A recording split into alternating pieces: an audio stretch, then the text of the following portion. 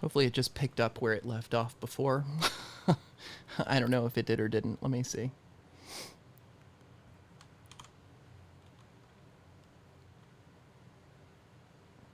Yeah, it's still here. It's still working.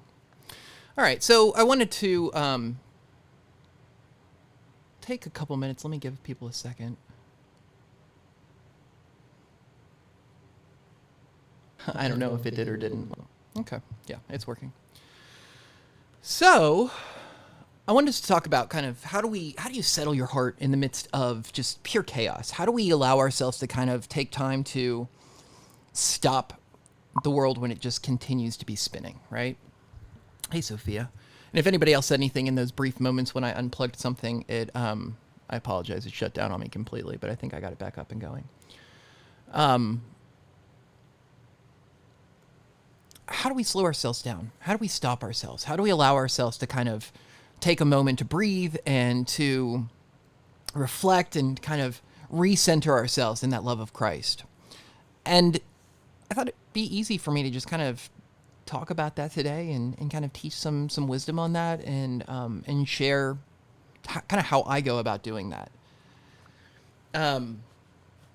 I think everybody needs to have their one spot in their house, right? You have that one spot. It could be a corner. It can be a room that you've got. It can be just a wall that you sit by. It can be something as simple as a chair, or even maybe your front steps or your back steps or somewhere like that. But you find a spot that you can kind of get away from everybody else. Even me, I've got to find a spot that I can get away from my dog. Because as much as I adore him and love him, he is not the most conducive prayer partner when I'm trying to focus and really trying to meditate, right? And so I'll find something for Watson to do. It might be as simple as, I give him a good bone to, kind of chew on or something like that, or a toy that he really loves that keeps him occupied. And then I go to the other end of the house.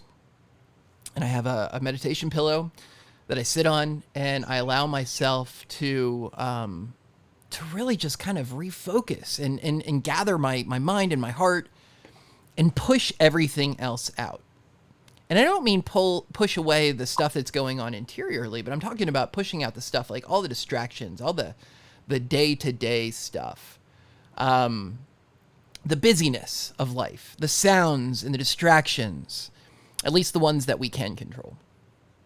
And then I sit with whatever it is that's going on. And I always begin my prayer with some sensory type stuff. I need something that I can visually focus on.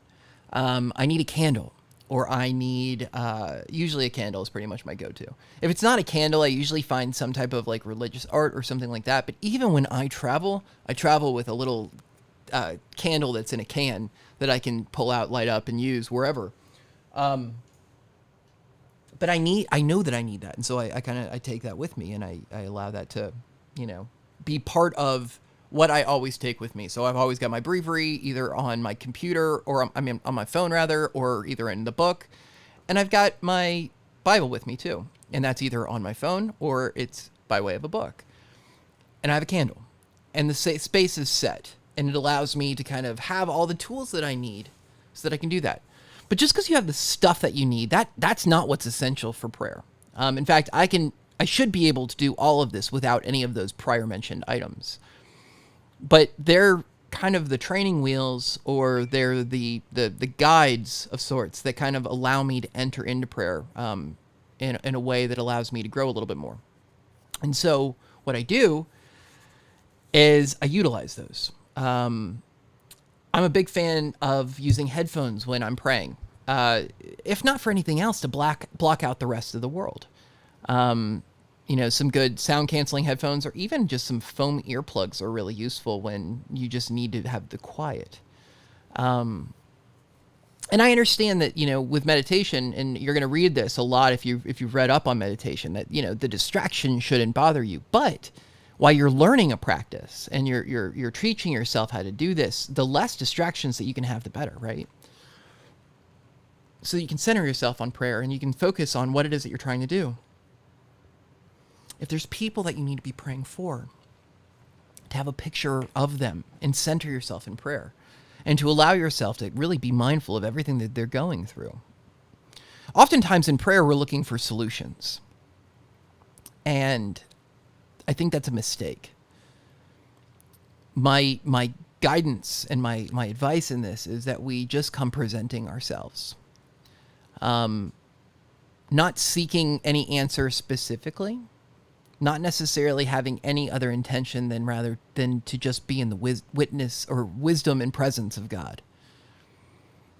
And when we allow ourselves to do that, you don't come in with all that preconceived, oh, this is how I'm going to fix it. This is what I already know. Because if you already knew it, it wouldn't be such a struggle right now, right? We need to just sit with God in those moments, and we have to allow ourselves to kind of be transformed within them. Sometimes it's hard to get all those thoughts out of your head. And so I think a great spiritual practice is to keep a spiritual journal. Just a tiny little notebook and a pen that you use the same one every time. And it doesn't need to be profound literature. You are not Hemingway. He overwrites in his descriptions anyways. If it was a journal, it's a journal. It's to remind you of where you've been.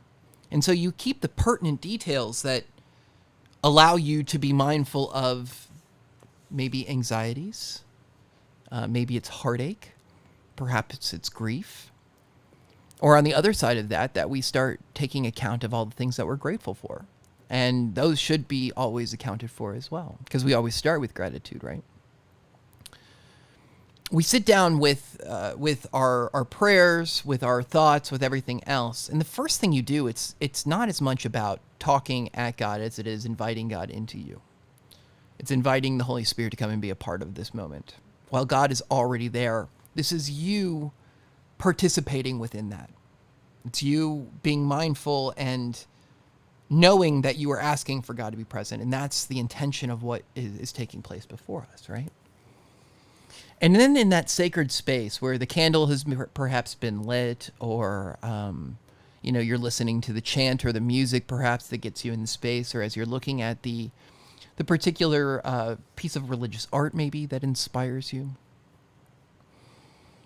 that we begin with that idea of faith and of belief and of love. And we invite that love into our own heart to begin and be the foundation for all of the thoughts that are to follow. How can I be most loving in this situation? We're seeking wisdom in that prayer place, but really what we need is love. We need that love that allows us to have the desire to understand more. We need that love that allows us to take the time and put the time in for the people that we're putting it in for.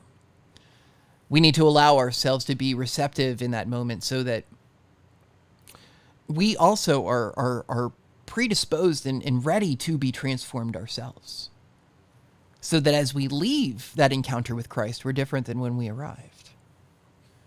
Just like the Magi, and just like any of the apostles for that matter. And even Peter at the very end of life, right? Where are you going?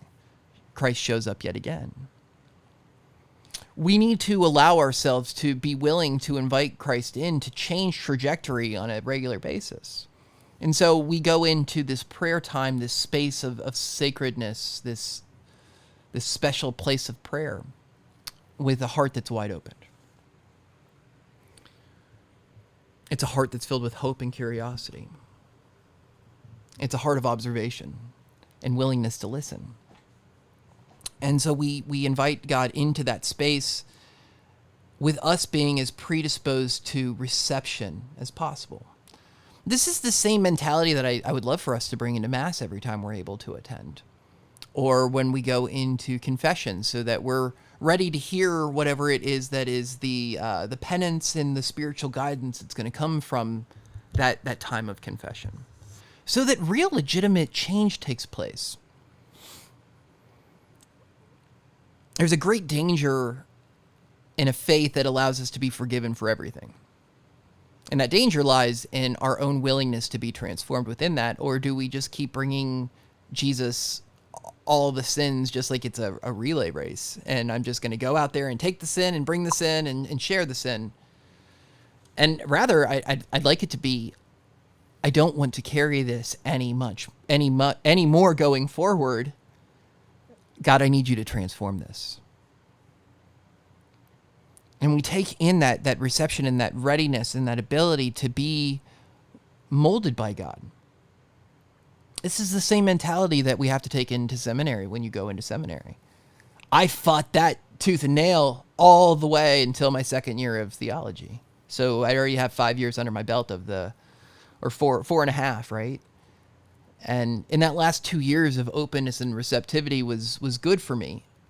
My entire third year really felt very quiet in terms of my hearing from God, but that was okay because I was willing and able to move forward.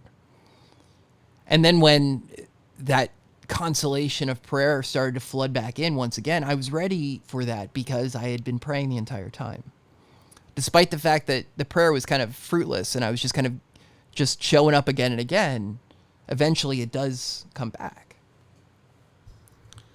It would have been much easier for me to just say, no, I'm done, when that quiet happens. But there's no growth in that. It's easy for us to walk away from meditation and say, I'm just not good at this. Of course you're not good at this. The same way that anybody who picks up a golf club is not good at golf the first time they swing a club. There are rare exceptions to that rule. But for the most part, we put too much effort into it and we screw it up tremendously. And this is the same thing that we do in prayer. We go in thinking we know how it's going to be rather than allowing ourselves to just go in with this spirit of openness, a spirit of receptivity, a spirit willing to be transformed. And it doesn't matter who we are. It doesn't matter what your position is. It doesn't matter. This is the gospel and the truth for all of us, no matter what position we hold within church. Whether it's in the pews, whether it's behind the altar, whether you are, an auxiliary or a bishop or whatever the case may be, that we all must seek to be renewed constantly. There's a wealth of tradition that's there. It's funny, people act as though there's this one single stream of perfect orthodoxy that has existed throughout the church. And the only place that can possibly be seen is in the love that gets displayed. That orthodoxy is far wider than Latin and lace. That the proliferation and the growth of church has taken place in communities where sometimes most of the community is illiterate, and it's just based on witness. It's based on a willingness and a receptivity. And so, my siblings, wherever we may be, we kind of have to reform ourselves insofar as we don't know it all.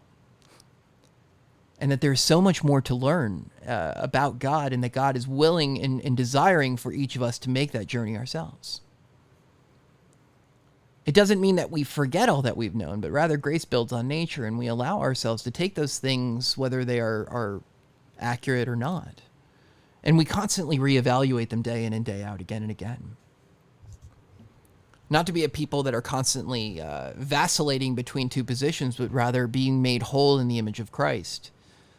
And with our humanity, as weak as it is, that we must allow ourselves to constantly seek to be more strong with the Spirit, guided by awe of the Lord, wisdom, fortitude.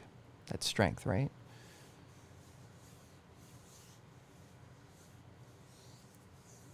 And so, my friends, on this day, as every day, we need to look within our own hearts and say, help me be transformed. Help me to be more receptive. Allow me to learn more. Because even the best among us have so much more to learn.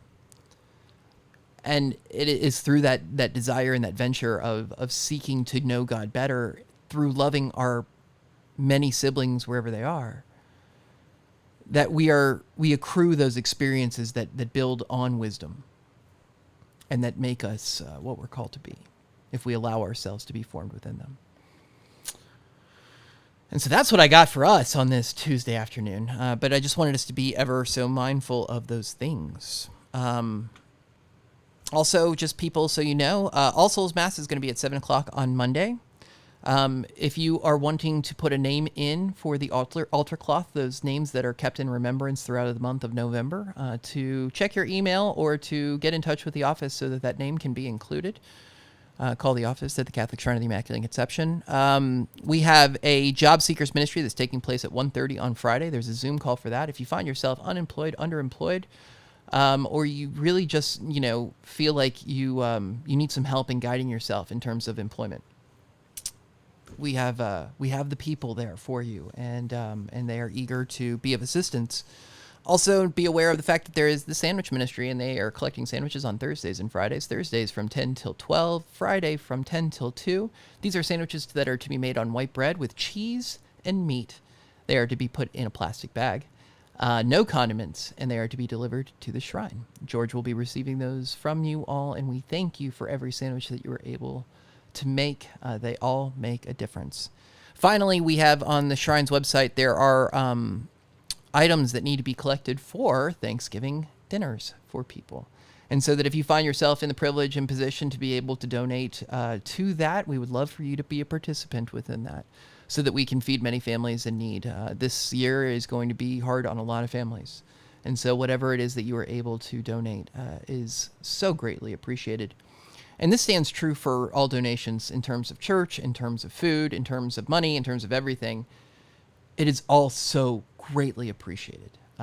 This is why we are doing the work online as well, so that you all know that, you know, the church is still alive and going, but we also need your help very much. And so these are the things I wanted to share with you on this Tuesday afternoon. I'm glad that we were able to check in.